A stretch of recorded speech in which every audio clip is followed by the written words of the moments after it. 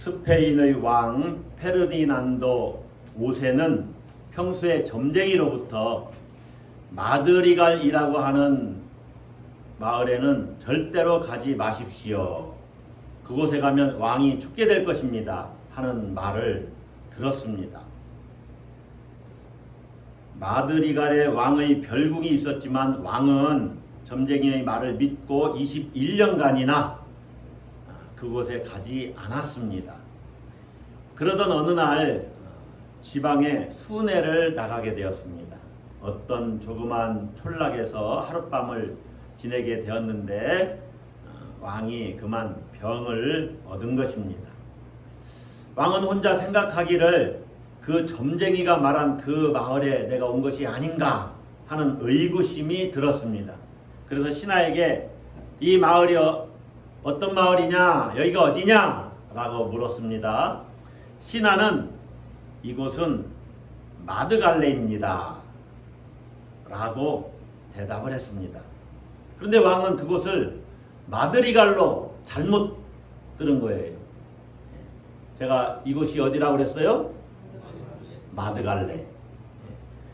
왕이 이 마드갈레라고 하는 얘기를 그렇게 얘기를 했는데 마드리갈이라고 잘못 듣고서 이제 겁을 잔뜩 집어먹고 이제 걱정이 생긴 거예요. 점쟁이가 절대로 그곳에 가지 말라고 했는데 내가 이곳에 왔으니 나는 이제 죽었구나. 왕이 어떻게 됐을까요?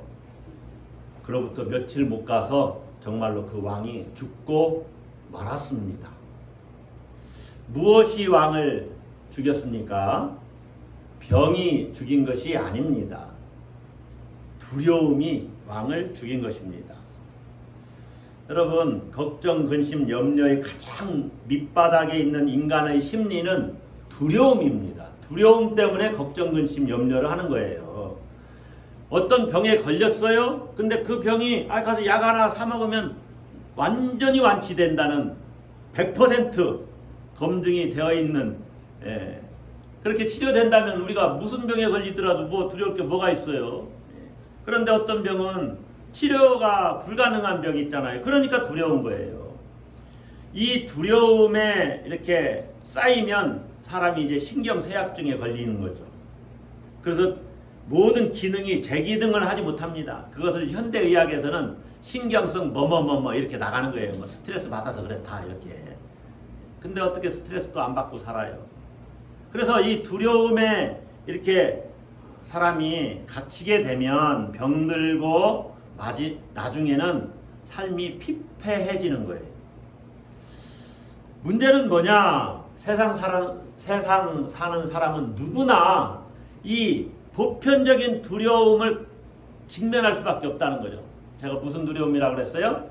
보편적인 두려움. 살아가는데 두려움 안 갖고 살 수가 없다는 거예요. 가장 대표적인 것은 이런 것이죠.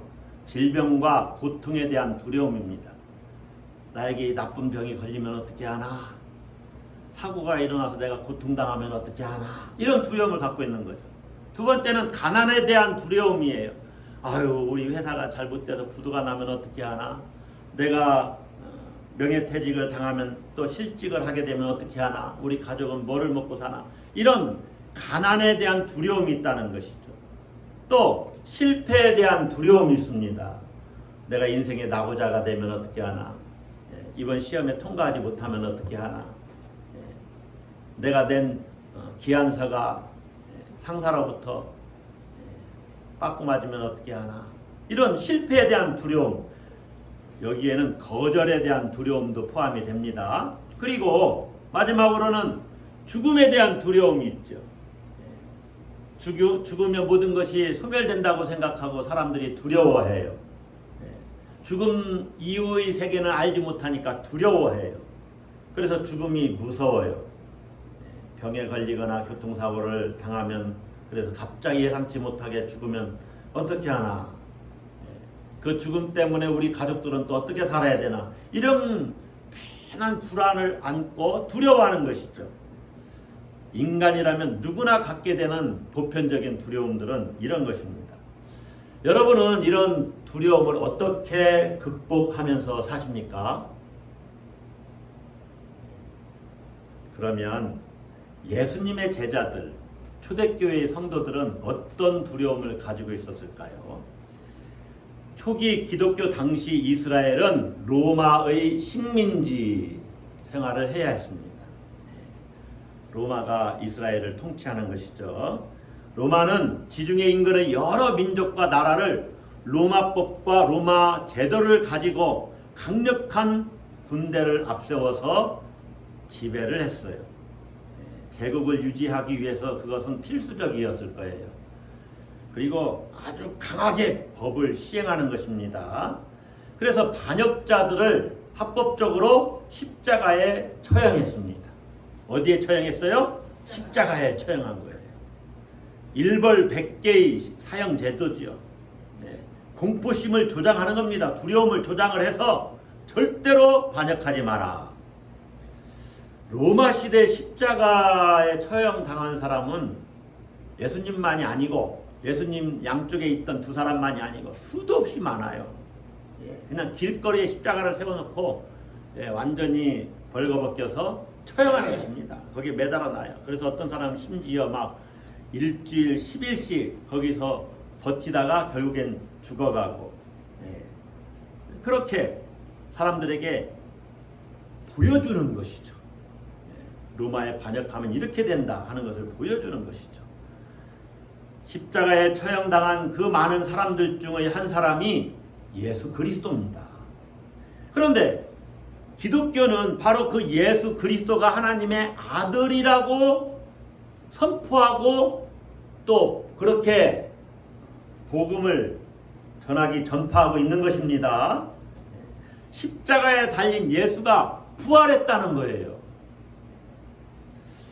당시 사람들에게 이 예수님의 제자들은 거의 제정신이 아닌 것처럼 여겨졌을 거예요. 어떻게 그렇게 십자가에 달려 죽은 사람이 그리스도 메시아일 수 있냐? 어떻게 하나님의 아들일 수가 있냐? 아무래도 제자들이 머리가 이상하게 된 것 아니냐? 그렇게 조롱을 했습니다. 제자들은 조롱의 대상이었어요. 기독교는 예수를 십자가에 처형시킨 로마 제국과 그래서 피할 수 없는 갈등, 대립을 피할 수 없었습니다. 종교 권력과 정치 권력은요, 자기들을 절대화시키기 위해서 자기들의 세력에 대립하는 자들을 어떻게 합니까? 핍박하고 박해합니다. 여러 가지 방식으로 불이익을 주는 것이죠. 모함을 씌우기도 하고 때로는 회유하기도 합니다. 블랙리스트를 작성해서 요주의 인물로 지켜보고 있는 것이죠. 때로는 직접적으로 신체적인 폭력을 행사하기도 하지요. 그리고 아주 끔찍한 방법으로 죽이기도 합니다. 그러나 기독교는 이 로마의 힘에 대항할 어떤 힘이 없었습니다. 또 그러한 방법으로 로마의 그 세력에 대항하는 것은 하나님이 원하시지 않는다고 또 생각을 했어요. 그래서 많은 기독교인들이 순교를 당했습니다. 초기 기독교인들의 실존은 그야말로 두려움 그 자체입니다. 기독교인으로 살아가는 그것 자체가 두려움이에요. 박해에 대한 두려움, 핍박에 대한 두려움, 고난에 대한 두려움, 죽음에 대한 두려움에 맞서야 했다는 것이죠. 예수님은 그런 그 제자들이 당할 그런 상황, 형편을 크게 염려했습니다. 그래서 마태복음 10장 16절에서부터 18절에서는 이렇게 주님이 말씀을 합니다. 우리가 읽은 본문 바로 앞이니까 한번 보세요. 보라, 내가 너희를 보냄이 양을 이리 가운데로 보냄과 같도다. 그러므로 너희는 뱀같이 지혜롭고 비둘기같이 순결하라. 다 같이 읽어볼까요? 사람들을 삼가라. 그들이 너희를 공회에 넘겨주겠고 그들의 회당에서 채찍질하리라. 또 너희가 나로 말미암아 총독들과 임금들 앞에 끌려가리니 이는 그들과 이방인들에게 증거가 되게 하려 하심이라. 예, 총독과 임금들 앞에 끌려가서 고문당하고 심지어 끔찍하게 죽음을 맞이할 수 있다 하는 것을 예수님이 이야기를 하시는 것입니다. 오늘 우리의 설교 본문은 이런 초기 기독교의 이런 상황을 배경으로 합니다. 이러한 상황이 앞으로 다가올 것을 예수님이 제자들에게 말씀하시면서 두려워하지 말라, 두려워하지 말라 이렇게 3번 반복해서 말씀을 하십니다. 오늘 저는 우리의 긴 설교 본문을 두려움의 관점에서 한번 자세히 들여다보려고 하는 것입니다. 어떤 관점에서? 두려움의 관점에서. 자, 예수님은 무엇을 두려워하지 말라고 하시는가? 첫 번째, 권세자들을 두려워하지 말라고 하십니다. 권세자들을 두려워하지 말라.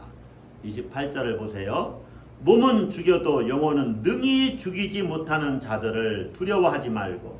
자, 몸은 죽여도 영혼은 능히 죽이지 못하는 자들은 권세자들입니다.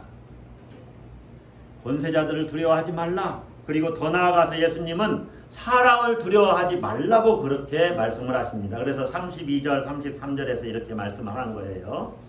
자, 두려움의 관점에서 오늘 성경을 한번 보시는 거예요.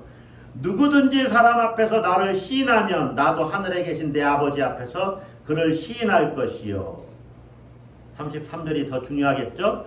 누구든지 사람 앞에서 나를 부인하면, 왜 사람 앞에서 예수님을 부인할까요? 두려워서. 자기가 어떤 손해를 입을까봐, 불이익을 당할까봐, 핍박받을까봐 두려워서 부인하는 거예요. 누구든지 사람 앞에서 나를 부인하면 나도 하늘에 계신 내 아버지 앞에서 그를 부인하리라. 사람들 앞에서 기독교인으로 살아가는 그 자신의 정체성을 숨기지 말라는 것입니다. 쉽게 얘기하면 예수쟁이로서의 정체성을 부끄러워하지 말고 살라는 거예요.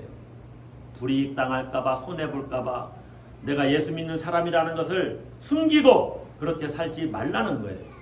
여러분, 예수 믿는 사람이라는 것을 당당히 밝히고 이 시대에 살아가려면 우리의 행동이 올바라야 되겠죠. 예. 바르게 행동하고 바르게 말씀 따라 실천하는 사람만이 어딜 가나 나는 그리스도인입니다, 그렇게 드러내놓고 살 수가 있는 것입니다. 예수님이 사람들, 권세자들을 두려워하지 말라 말씀하시는 거예요. 두 번째는 가족과의 갈등도 두려워하지 말라고 하십니다. 누구와의 갈등? 가족과의 갈등. 자, 34절에서 예수님은 내가 세상에 화평을 주러 온 줄로 생각하지 말라. 화평이 아니요 검을 주러 왔노라. 칼을 주러 왔노라. 여러분, 예수님은 평화의 왕으로 이 땅에 오셨습니다. 모든 사람을 하나님과 화목케 하고 사람과 사람 사이도 화목하게 하시려고, 평화롭게 하시려고 이 땅에 오셨어요. 그러니까 오늘 이 34절의 말씀은 우빈이가 와서 설교해라. 오늘 이 34절의 말씀은 평화의 왕으로 오신 예수님이 하실 말씀이 아닌 것처럼 여겨져요. 그런데 예수님이 화평이 아니라 그렇게 검을 주러 왔다고 말씀하시는 거죠. 여러분, 메시아가 가져오는 평화는 저를 보세요. 저를 보세요. 예. 우빈이는 가만히 놔두고 저를 보세요. 예수님이 가져오시는 평화는 싸움이 없는 상태를 말하는 것이 아닙니다. 여러분이 잘 아셔야 돼요. 평화가 뭐냐? 하나님과의 관계를 말하는 거예요. 누구와의 관계? 하나님과의 관계.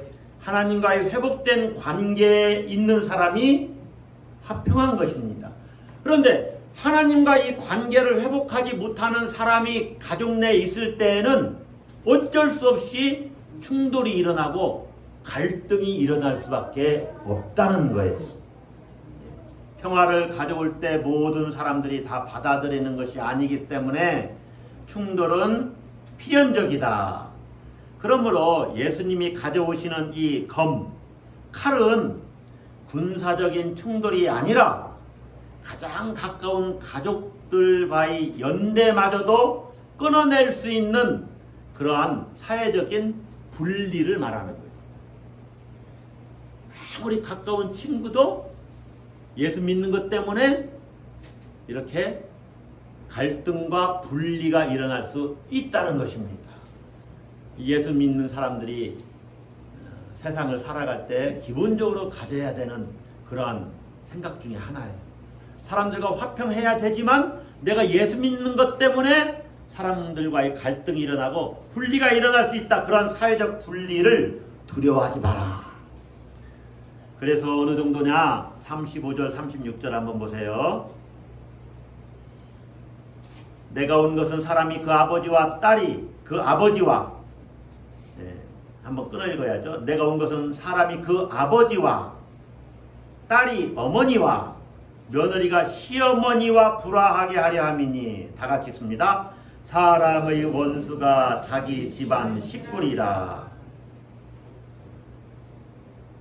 예, 이거는 어느 그 시사가 아니죠. 코미디 프로에서 연세 많이 드신 할아버지 할머니가 나와서 두 분 사이를 뭐라고 해요? 예, 왼수. 아니 내자로 사회자가 부부지간이라고 이렇게 하는 말을 기대했겠죠. 그러니까 뭐라 그랬어요? 아니요, 평생 왼수. 예, 제가 몇 번 썼잖아요. 여러분, 예수님이 가족 관계를 망치기 위해서 이 땅에 오셨습니까? 아닙니다. 하나님의 주권을 거절하는 사람이 있는 한 평화의 왕을 따르는 일에는 항상 충돌이 따를 것이라는 이야기예요. 그걸 두려워하지 마라. 모든 사람 간을 할 수만 있으면 화평해야 되지만은 예수 믿는 것 때문에 부득이한 갈등이 있다면 가족 간의 갈등도 사회적인 분리도 두려워하지 마라.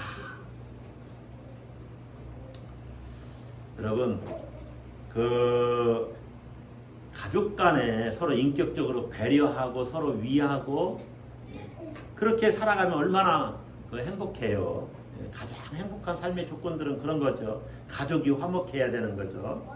예수님이 이런 것을 부인하는 것은 아닙니다. 이 부모를 나보다 더 사랑하는 자는 내게 합당하지 않다.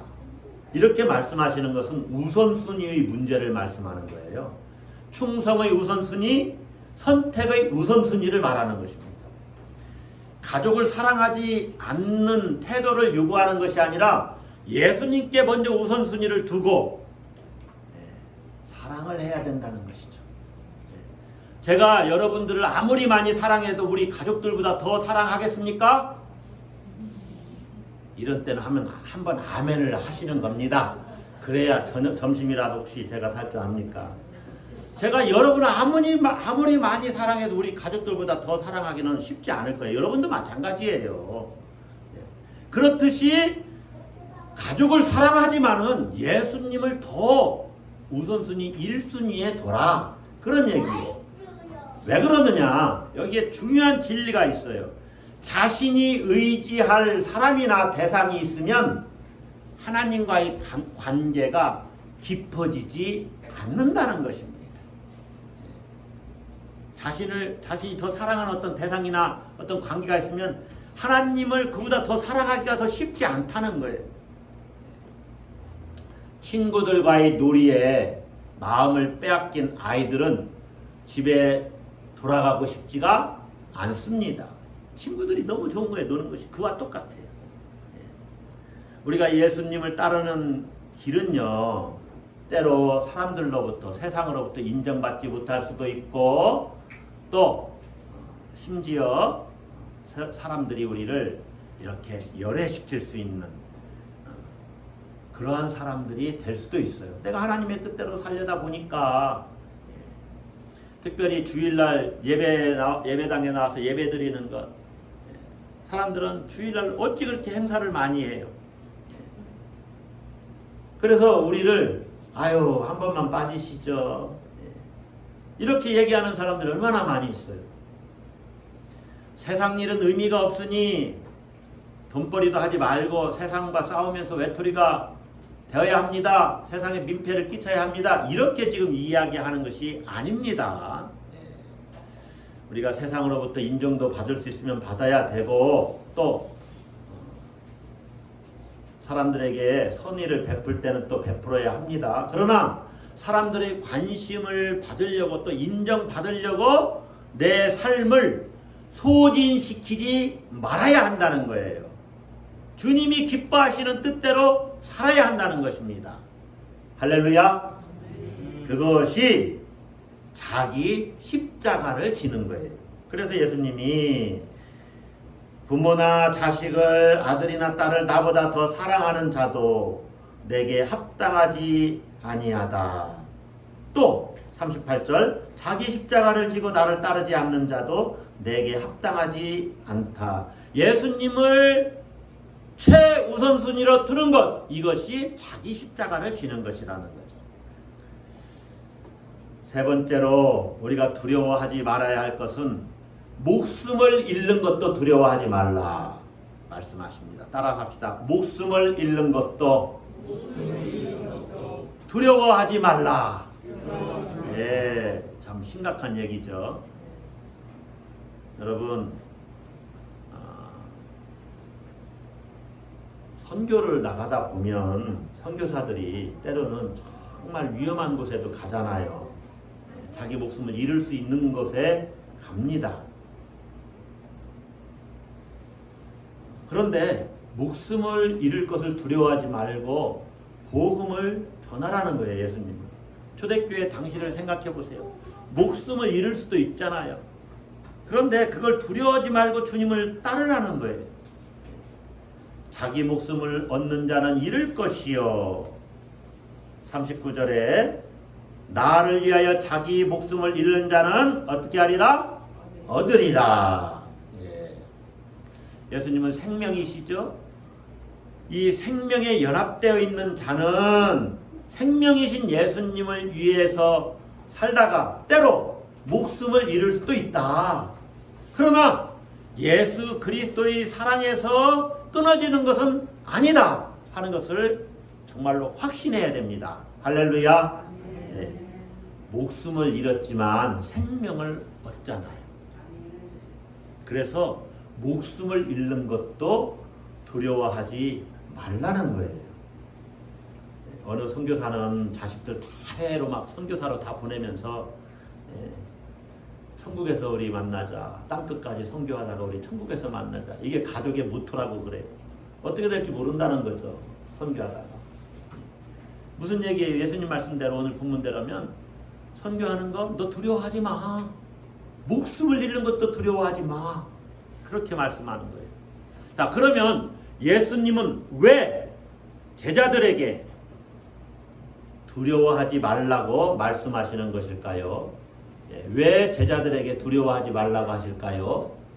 자, 오늘 이것도 오늘 본문에 예수님이 제자들에게 두려워하지 말라는 말씀을 3번 반복하십니다.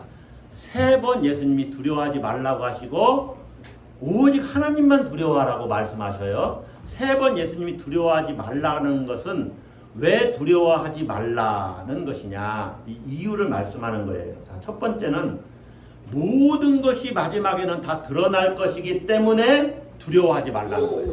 모든 것이 어떻게 된다고요? 드러난다. 모든 것이 드러난다. 26절 한번 봅시다. 26절 다 같이 읽습니다. 그런즉 그들을 두려워하지 말라. 감추인 것이 드러나지 않을 것이 없고 숨은 것이 알려지지 않을 것이 없느니라. 감추인 것이 드러나지 않을 것이 없다. 그리고 숨은 것이 알려지지 않을 것이 없다. 모든 것이 종말에는 다 드러날 것이라는 거예요. 자, 제자들이 지금 복음을 전하고 있는데 그들이 지금 사회로부터 인정을 받고 있습니까? 인정을 못 받습니다. 그러니까 예수님의 십자가로 인해서 우리 죄가 용서받고 구원받는 사실을 초대교회 당시 대다수 사람들은 받아들이질 못하고 있어요. 어찌 보면 믿지 못하는 게 더 자연스러울 수 있다, 그 말입니다. 십자가를 지고 죽은 예수님이 부활하셔서 우리의 메시아가 되시니 여러분들도 예수 그리스도를 믿어야 합니다. 이 복음을 그들은 믿을 수 없다고 합니다. 그러나 마지막 날에는 결국에 다 드러난다는 것이죠. 제자들이 옳았다고 하나님이 인정하실 것이라는 거죠. 그러니까 두려워하지 말라는 것입니다. 할렐루야. 두려워하지 말고 끝까지 십자가를 선포하라. 자, 두 번째는 왜 예수님이 두려워하지 말라고 말씀하시느냐. 세상 어느 누구도 하나님의 자녀들을 파멸할 수 없으므로 두려워하지 말라는 거예요. 자, 28절을 다시 한번 봅시다. 몸은 죽여도 영혼은 능히 죽이지 못하는 자들을 뭐하지 말고 두려워하지 말고 오직 몸과 영혼을 능히 지옥에 멸하실 수 있는 이를 두려워하라. 아까 몸은 죽여도 영혼은 능히 죽이지 못하는 자들은 권세자들이라고 그랬죠. 그들을 두려워하지 말라는 거예요. 그들이 죽일 수 있는 것은 우리의 몸밖에 없다. 그들은 우리의 영혼은 죽일 수가 없다. 그러나 하나님께서는 몸과 영혼을 다 멸하실 수 있으니까 오히려 하나님을 두려워해야 된다, 이렇게 말씀하고 있는 거예요. 여러분, 여기서 몸과 영혼은 구분은 되지만은요 분리되는 건 아니죠. 지금 우리가 몸과 영혼이 같이 있잖아요. 이게 무슨 얘기냐. 몸은요 우리가 노력해서 얻을 수 있는 삶을 이야기합니다. 그러나 영혼은 우리가 노력해서 얻을 수 있는 게 아니에요. 이것은 하나님에 의해서 주어지는 삶이에요. 몸의 속성은 사회적인 신분이 높아지거나 또 건강해지는 것, 우리가 얻을 수 있는 것을 말해요. 그러므로 세상의 악한 권력에 의해서 한꺼번에 한 번에 파괴될 수도 있어요. 그러나 영혼은 그들이 손을 댈 수가 없습니다. 이것은 존재론적인 것이기 때문에 우리의 영혼은 그들이 손을 댈 수가 없어요. 내 몸은 파멸시킬 수 있지만. 그래서 두려워하지 말라는 거예요. 쇼생크 탈출이라는 영화를 보신 분들이 많이 계실 거예요. 아주 굉장히 유명한 영화입니다. 총망받던 은행 부지점장 앤디, 주인공 이름이 앤디입니다. 앤디는 아내와 그의 애인을 살해한 혐의로, 살해하지 않았는데 살해한 혐의로 종신형을 받고 쇼생크 감옥에 갇히게 됩니다. 수감됩니다. 교도소에. 그 교도소에서 변호사로서의 능력을 인정받게 돼요. 그래서 교도소장이 이제 돈을 착복하는 일을 돕게 됩니다. 은행에. 사실은 이 서류를 잘 조작해서 자기 은행에 다 넣는 거예요. 그리고 나중에는 이 교도소를 탈출하게 되는 이야기인데, 이 교도소장의 일을 그렇게 돕게 되면서 이 앤디는 어느 날 교도소 방송에 클래식 음악을 틀어줍니다. 교도소에 클래식 음악이 쫙 오케스트라의 연주가 퍼지는 거예요. 그러니까 죄수들이 깜짝 놀라고 그 음악에 심취해 듣기 시작하는 거죠. 이것 때문에 이 주인공 앤디는 독방에 갇혔던가요? 어쨌든 징계를 받게 돼요. 그런데 나중에 어느 이제 동료 죄수가 이 앤디에게 왜 음악을 틀어줬느냐고 질문을 합니다. 그때 이 앤디가 이렇게 대답을 하는 거예요. 어느 누구도 우리 영혼은 가둘 수가 없다. 여러분, 몸과 영혼은 다른 거예요. 우리가 하나님을 향한 그 영성은 어느 누구도 타치할 수가 없어요. 그건 나만의 고유의 것이에요. 자, 몸과 영혼의 차원을 여러분 이해할 수 있겠죠? 자, 여기 두 가족이 있습니다. 거의 두 가족은 거의 비슷한 그 생활비를 가지고 살아요. 받는 월급이 비슷하고 비슷한 생활 수준으로 삽니다. 그런데 한 가족은 월급이 너무 적다고, 생활비가 너무 적다고 늘 불평불만하면서 살아요. 그런데 한 가족은 이것도 감사하지요, 이것도 우리 살아가기에 넉넉합니다 하면서 행복해합니다. 여기서 연봉에 의해서, 월급에 의해서 좌우되지 않는 삶의 능력이 영혼에 속하는 거예요. 아시겠죠? 예. 몸은 죽여도 우리 영혼을 어찌할 수 없는 이 세상 권력, 세상의 이 가치관에 주눅들지 말고 살아라 하는 거예요. 여러분, 우리가 기억해야 되는 것은 세상 권력은 우리 영혼을 죽이지 못해요.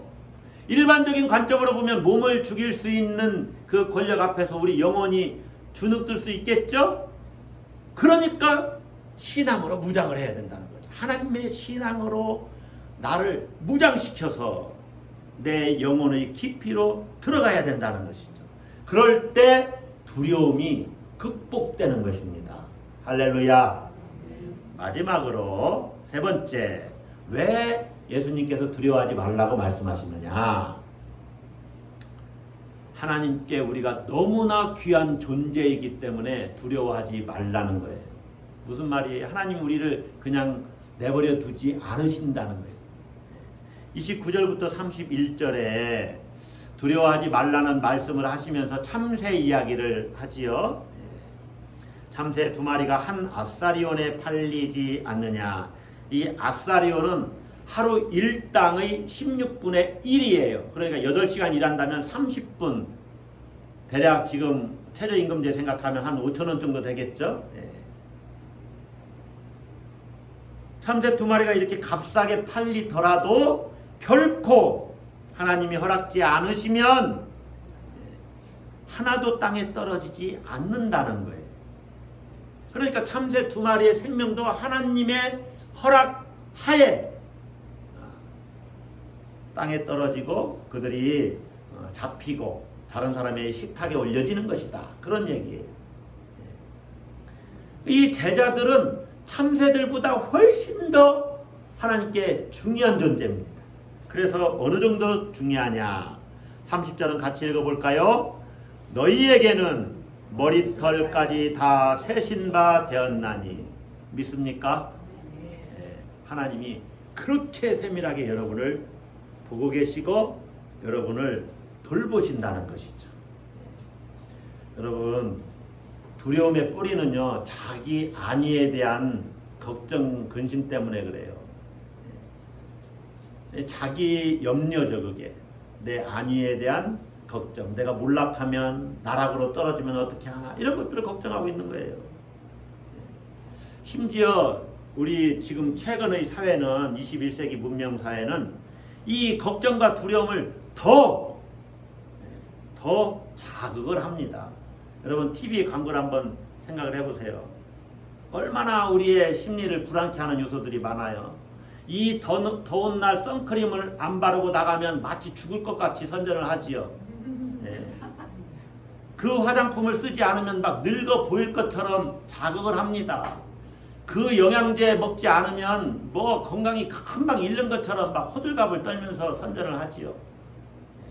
의학기술이 발전한 것은 좋지만 그로 인해서 더 걱정거리가 많이 생겼어요. 건강 프로 보면은 그것 때문에 더 걱정이 돼요. 그게 문제예요. 여러분, 무엇을 두려워하는지 여러분을 참 한번 들여다보세요. 참새 한 마리의 죽음조차도 하나님 아버지의 뜻이 아니면 이루어지지 않는다. 그 어떤 것도 하나님의 관심과 통제권을 벗어나는 것이 없습니다. 할렐루야. 그러므로 두려워하지 말라. 너희는 많은 참새보다 귀하니라. 이제 결론을 좀 맺겠습니다. 자기가 실패할지도 모른다는 두려움, 자기 파멸의 두려움, 사람들로부터의 비난당하고 가족들과의 갈등, 사회로부터 분리될 수 있다는 두려움, 심지어 죽음의 두려움, 이 두려움으로부터 여러분 우리가 어떻게 자유함을 얻을 수 있을까요? 예수님은 세 가지 차원에서 말씀하셨지만 이것을 다 한 가지로 말씀하면 하나님 앞에 하나님께 몰입함으로 두려움에서 벗어날 수가 있어요. 무엇에 몰입해요? 하나님께 몰입. 다시 말하면 하나님께 심취되어 있으면 두려움에서 벗어날 수 있어요. 여러분, 사람은 어떤 한 가지에 몰입되어 있으면 다른 것은 잊어버리게 됩니다. 그렇죠? 여러분, TV 드라마를 생각해 보세요. 드라마에 쏙 빠지면 옆에 남편이 밥 달라고 해도 들리지 않습니다. 남편들은 조심해야 됩니다. 그러다가 주걱 날라옵니다. TV 보는 사모님을 존중을 해줘야 됩니다. 그 순간은 아주 집중해서 봐요. 스포츠도 마찬가지입니다. 운동하는 순간만큼은 거기에 집중하기 때문에 모든 것을 잊어버려요. 바둑 두는 사람도 마찬가지요. 그림 그리는 사람도 마찬가지요.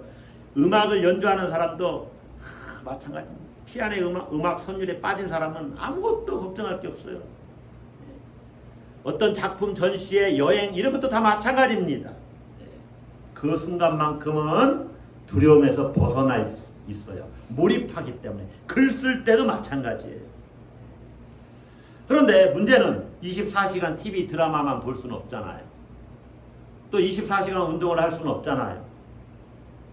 어떤 사람들은 이 두려움을 잊고 걱정 의심으로부터 벗어나기 위해서 술에 취합니다. 술을 찾아요. 더 자극적인 것은 뭡니까? 마약이에요. 마약은 유용한 면도 있죠. 우리의 육체적인 고통을 때로 이렇게 감소시켜 줘서 마약을 쓰기도 합니다.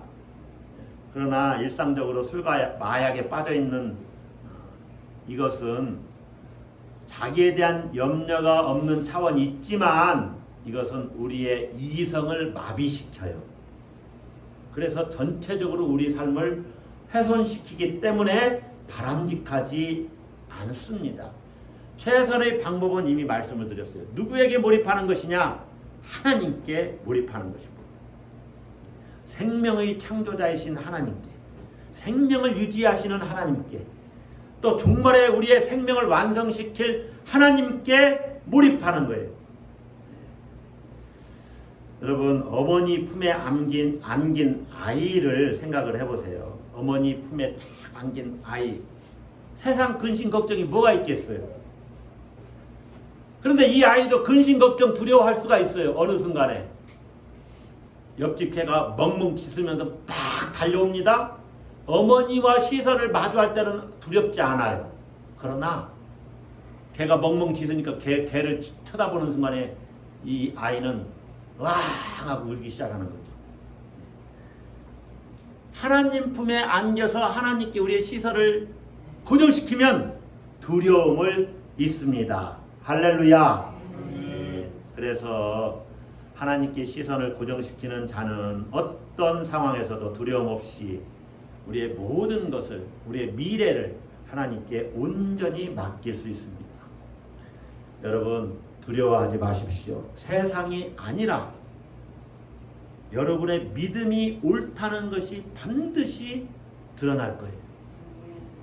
우리가 신앙생활 너무 잘했구나. 신앙생활 하기를 너무 잘했구나. 그것이 증명될 것이고, 또 세상 어느 누구도 우리를 파멸시키지 못합니다. 그러므로 두려워할 것이 없어요. 하나님께서 모든 것을 통제하고 계시고 또 모든 것을 주관하십니다. 할렐루야. 그러므로 두려워하지 마세요. 마지막으로 한 가지가 더 있죠. 하나님께 우리가 너무나 소중한 존재이기 때문에 많은 참새들보다 너희가 더 귀하다. 하나님의 말씀입니다. 너희는 많은 참새보다 귀하니라. 예수님의 말씀이죠. 두려워하지 마십시오. 하나님께서 예수 믿는 여러분을 하나님의 방식으로 지키시고 인도하실 것입니다. 기도합시다.